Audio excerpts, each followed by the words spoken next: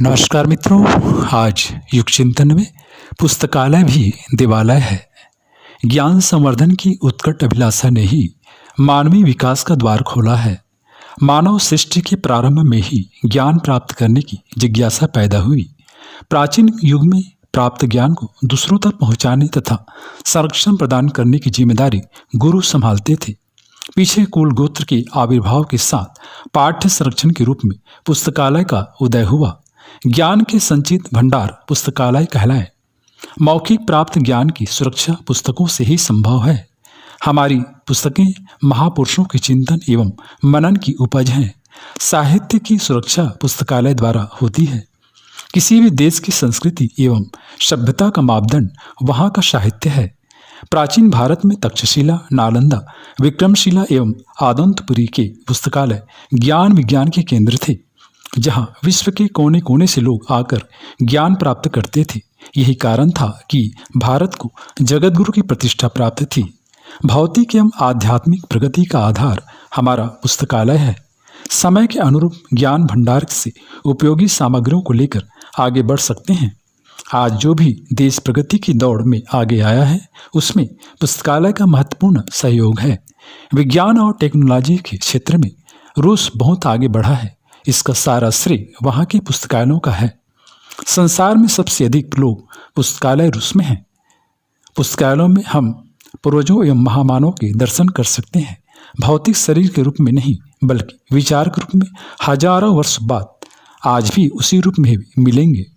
Charles किंगजली ने कहा है, वे मानव जो कभी इस लोक में थे और हमसे हजारों मील दूर थे, उन छोटे मोटे पृष्ठों में हमसे बोलते हैं, हमें जगाते हैं, हमें आश्वासन देते हैं एवं बंधु सदृश हमारे सम्मुख अपना हृदय खोल देते हैं।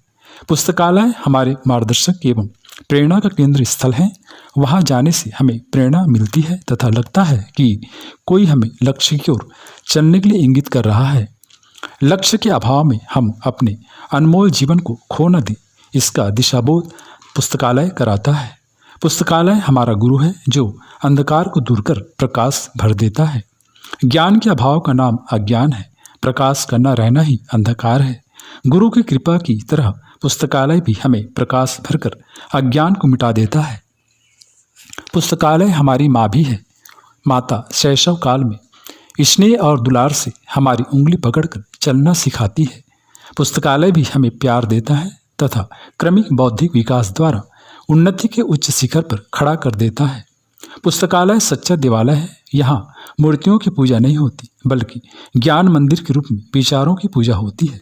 ज्ञान पिपासु भक्त पुस्तकालयों में जाकर अपने विचारों की दुनिया में खो जाते हैं और सच्चा आत्मिक सुख प्राप्त करते हैं। ज्ञान देवता की पूजा अर्चना करके आत्म सुख की जितनी अनुभूति यहाँ की जा सकती है, उतनी अन्यत्र नहीं। पुस्तकालय हमारी आध्यात्मिक एवं राष्ट्रीय एकता को कायम रखने से सहायक होते हैं। राष्ट्र प्रेम एवं विश्व प्रेम का पाठ पुस्तकालयों में पढ़ा जाता है। गेटे, शेक्सपियर, गोर्की एवं शैली जैसे हमारे आत्मीय जैसे लगते हैं। ऋषियों की वाणी अमृत बरसाती मिलती है तथा वहाँ राष्ट्र प्रेम की बंसी सुनाई पड़ती है। सामाजिक चेतना एवं पुनर्जागरण में नवचेतना का समावेश पुस्तकालयों के माध्यम से ही हो सकता है। समय के सदुपयोग एवं मनोरंजन का माध्यम पुस्तकालय है। रंग बिरंगी पुस्तकों के साथ हमारा मनोरंजन हो सकता है।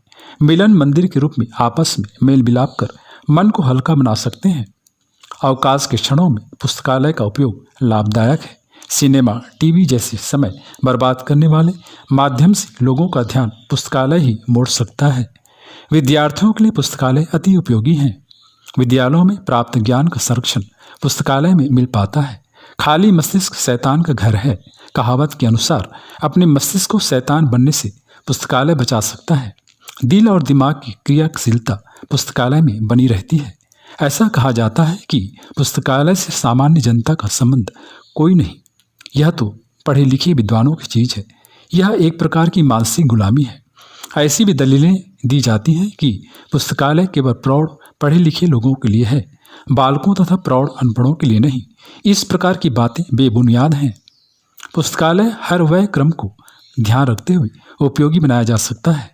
बच्चों में कहानी तथा सुंदर सुंदर रंग बिरंगी पुस्तकें पढ़ने और देखने की स्वाभाविक अभिरुचि होती है। इसे दबाना ठीक नहीं, बल्कि बालोपयोगी सुंदर पुस्तकों की एक छोटी सी लाइब्रेरी का विभाग कायम कर देना उपयुक्त है। उससे बढ़कर बालकों के लिए और कोई मनोरंजन नहीं हो सकता। मित्रों, पुस्तकालय की उपयोगिता को ध्यान में रखते हुए घर घर इसकी स्थापना होनी चाहिए। अपनी ज्ञान पिपासा की तृप्ति तथा आत्मसंतोष की प्राप्ति के लिए भी पुस्तकालयों को जीवन का प्रधान अंग बनाना चाहिए। सच्चे अर्थों में पुस्तकालय सच्चे देवालय है।